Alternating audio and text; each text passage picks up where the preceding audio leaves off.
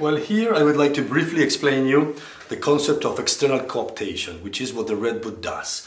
In a normal horse, in a normal limb, the weight distribution is in the same alignment, no? Like in the fashion of a column. In this limb that is deviated, no, then the weight is not properly distributed. The reason why it's deviated is because of malpositioning of the foal in the last month of gestation. And it has to be with the growth plates. The growth plates are these lines of cartilage that are at the end of the long bones. Every long bone has the growth plates. And the bones grow from here. Okay? And in this case, this is called lateral carpus valgus.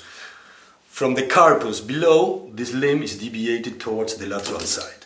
Okay, so what happens is when the weight is being distributed not in an even way, in an uneven weight, it makes the deviation to persist. So what you have to try to do is to correct that. The possibilities for correction are surgeries. For example, the two typical surgeries are irritating the growth plates here in the outside by a surgery called periosteal elevation, when you're irritating the cartilage, or actually you cut it, and this makes the growth grow faster in this side, and by doing that it starts correcting, it aligns.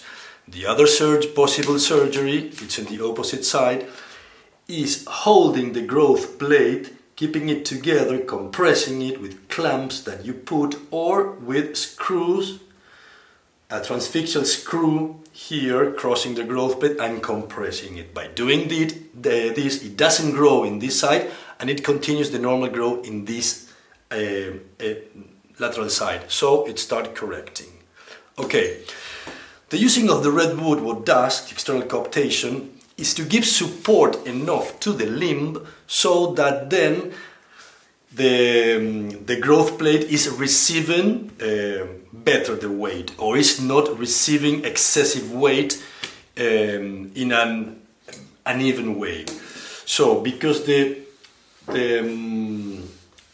brace includes the toe, what it does, it gives support from the outside, and it's like the foal inside, it's keeping the limb kind of hanging inside, and that allows to give a rest and a break, not bearing weight in the growth plate, and then through time it keeps on growing normally, and then that's why it corrects. It's not because it's pushing the bone, but it's like aligning it, keeping in a straight line while the foal grows. That's why it needs some time.